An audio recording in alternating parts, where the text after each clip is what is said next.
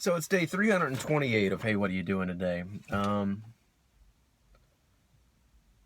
couple of things I wanted to talk about, but I wanted to make a note that my head's not quite right today. I've noticed one thing that I've noticed about myself is that when I become preoccupied with something, when I find myself worrying about something, it's hard for me to let it go until I've got two situations and I'm waiting on an answer. I'm waiting on some kind of resolution, and because it's out there, it just keeps coming back over and over in my head, and I've got to make myself better than this. It's a weakness that I'm aware of.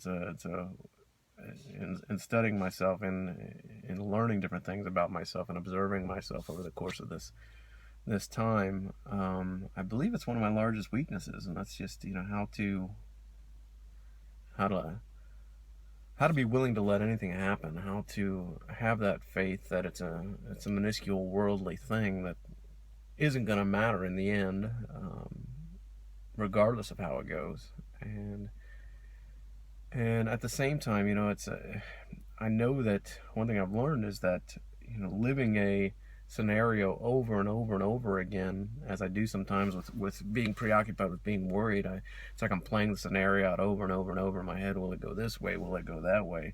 And it's like I'm living the experience multiple times, living and I'm dwelling on that negative side of it, and it eats me up inside, makes me feel just like something's out of my control or something, and it's such a silly exercise, and I'm aware of that, but it's something that I need to work on, something that I need to train myself out of. I know the answer, and that's another thing that's come up along this journey is at different points I've been presented with the answer, and it's a matter of practicing until the answer really becomes the resolution. And the answer is really to allow anything that will happen, have faith that everything will be fine, and that definitely not to relive it over and over again. But I'm struggling with putting it out of my mind. It keeps returning. But I just wanted to mention that it's something that's going on in my brain right now. So what that does, it takes away all my power. It puts it on that imaginary life that I'm living in my head, that imaginary scenario that I'm living, and all that pressure comes from that imaginary situation. I really have no idea what to expect from these two situations, but all I can do is keep reliving that worst case scenario. I guess maybe if I change and relive the best case scenario, let it already pass, kind of convince myself that it's already passed, and that's what it was. It was the best case scenario. So, but anyway, just want to kind of highlight that. The other thing I wanted to talk about, and this is something that I found peculiar. As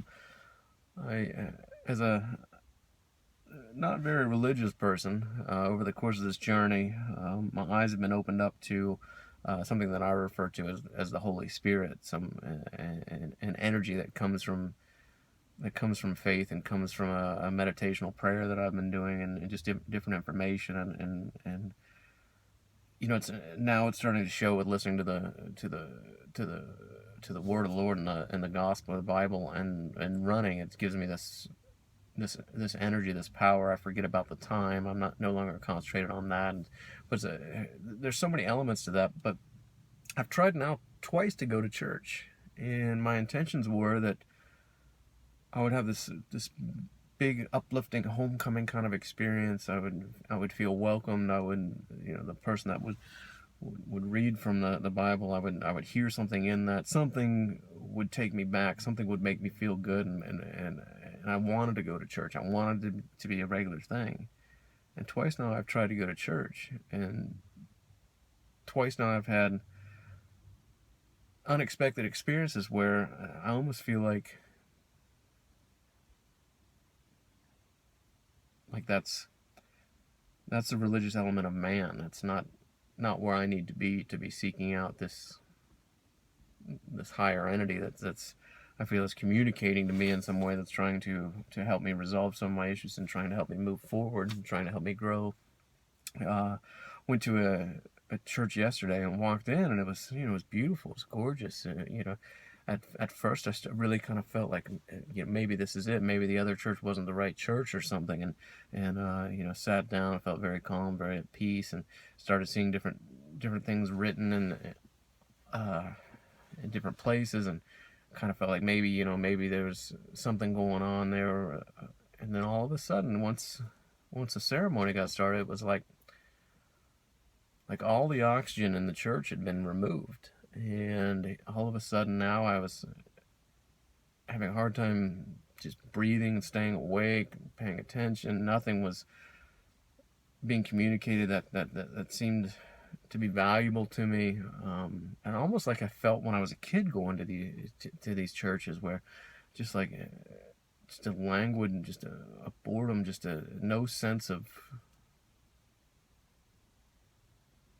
that power that I've been feeling, that's been bringing me into this new frame of life. So I don't have a reason. I don't have an answer. I just wanted to document that twice now I've tried to go to churches, and it's just something in it felt very incorrect, and I don't know what that is. Now, however, when I come back to the little meditational prayer, when I come back to some of the lessons that I'm reading, some of the different teachings that I'm reading, some of the different uh,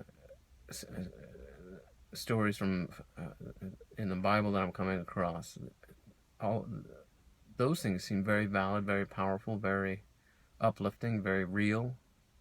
But this church thing just didn't seem right. So anyway, I'm gonna get back to this day. Hopefully, concentrating on the best case scenario has passed. Relax, settle in, and pull the bootstraps and get myself through it. It's day 328. Hey, what are you doing today? Thanks.